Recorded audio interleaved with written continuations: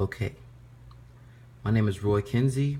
My hot topic is that school libraries are under attack. And though we may think that when we say that school libraries are under attack and we think about a mass shooting and it may not be that, it is still equally as violent because although it may not be that, we must understand that the lack of information affects people's finances, which affects their quality of life. And so what we're seeing is that school libraries are being defunded, being repurposed. School libraries are being abandoned. School libraries are being closed as test centers. School librarians are being staffed by volunteers or those who are not professionals. And one of my favorite quotes by Junot Diaz, the author, is that when we starve libraries, we starve the future. I say, imagine being born into a caste system, not being able to leave a violent, drug, gang-infested community because of your lack of information. And it just asks the question, where does that leave us when we think about policy or justice or education and the economy?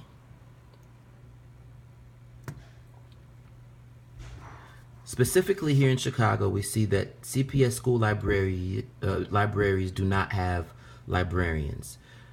The number of Chicago high schools with a 90% or higher African American student body that have a librarian has dropped from 84% from 19 schools in 2012 to 2, the Chicago Vocational Career Academy and Morgan Park High School.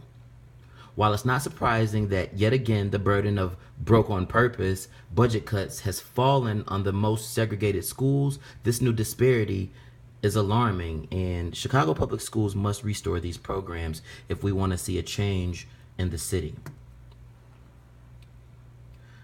So a few facts and stats from school libraries around the nation is that school libraries have dropped by more than half in less than a decade. The number of school libraries in New York City has dropped from nearly 1,500 in 2005 to around 700 in 2014.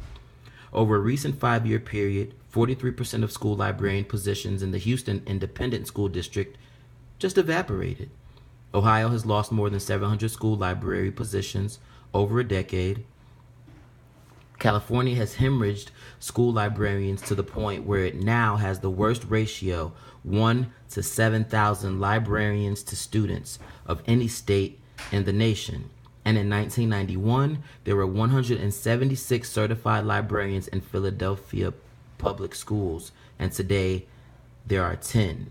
So when it comes to school librarians and libraries, those state and citywide budgeting, through state and citywide budgeting, we find that schools are the most vulnerable because they are unprotected under law.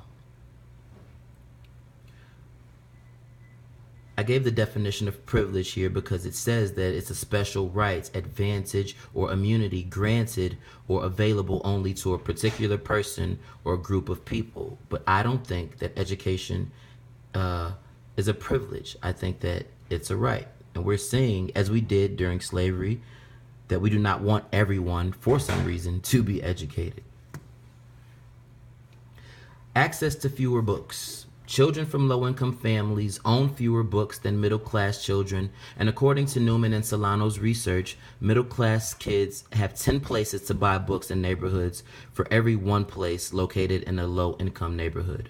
Our work has shown that school libraries differ, classroom libraries differ, and book lending policies differ in schools attended by low and middle-income children.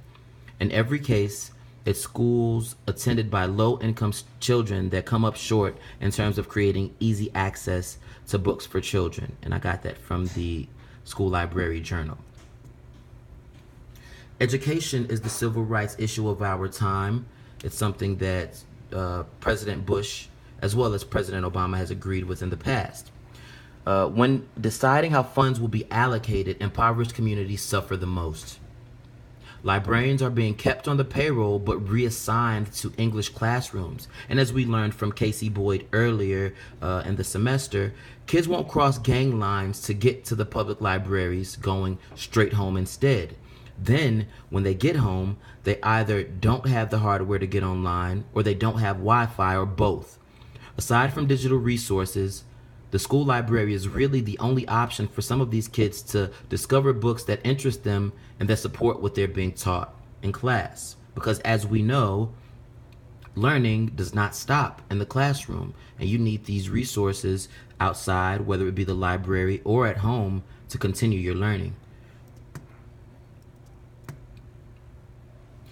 A report recently released by the Russell Sage Foundation entitled Opportunity, Mobility, and Increased Inequality concludes that 60% of those born into a bottom quintile family will themselves be in the bottom 2 quintile of the income distribution at age 40, and that 56% of those born into a top quintile family will be in the top 2 quintiles of the distribution at age 40. We're basically seeing a caste system that will be inescapable, depending on the information of access, which directly affects a person's quality of life. I have an infographic to show. Nearly 800 million people worldwide are illiterate, right? How does that affect us? 93 million American adults have basic or below basic literacy. 43% of Americans with low literacy are impoverished. 65% of prison inmates, 1 million Americans, have low literacy, and low literacy actually cost the United States over $200 billion a year. Well, through what ways? Services, government help, supplemental income, all of those things. 30 million are functionally illiterate, reading below a 5th grade level. The 63 million who read at a 5th through 8th grade level cannot understand a basic newspaper that are written at like 5th and 6th grade levels.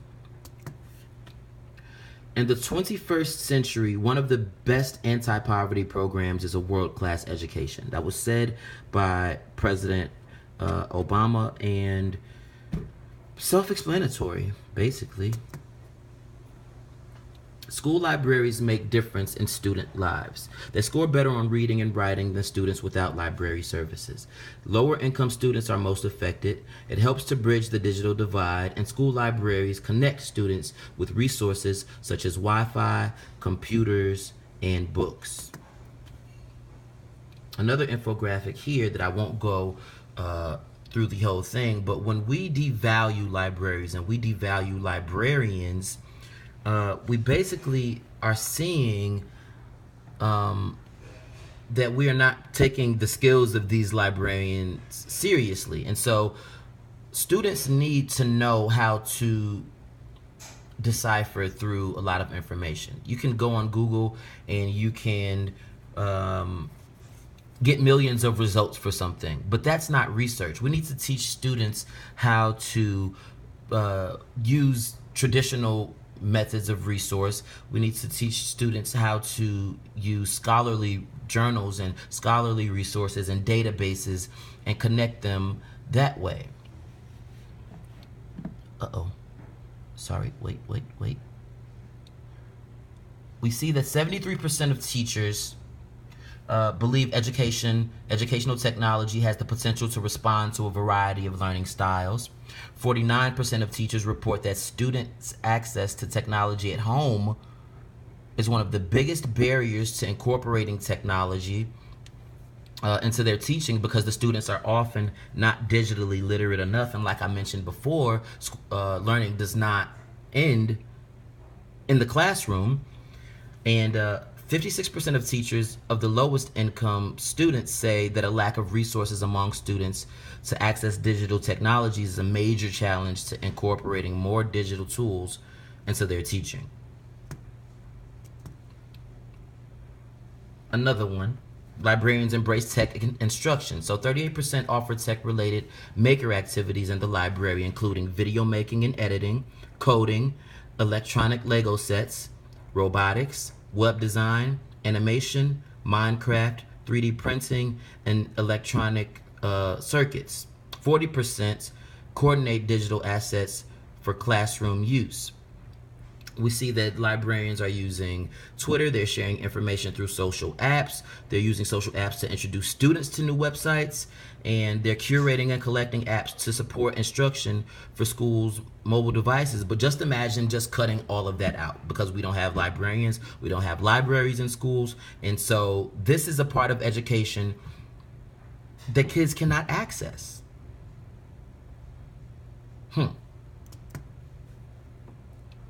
And just to end, Ambassador Nick Baran has a quote that says that school libraries are the focal point of education in any school. Staffed by a certified school media specialist, it ensures that school libraries are more than just a repository of books, but an integral part of the learning experience. Synergies come together while the enjoyment of reading is encouraged in this environment, which has proven to be successful for students' academic growth. And so that just touches on a lot of things that we did, especially in the presentation from last week, when we talked about collaboration, and we talked about how education is sometimes noisy, and so we see that this attack is just, it's bigger than we think that it is. And the devaluing of libraries and the devaluing of librarians is a big issue, the civil rights issue of our time. And so thank you, and let's do something about this. Thanks. Bye.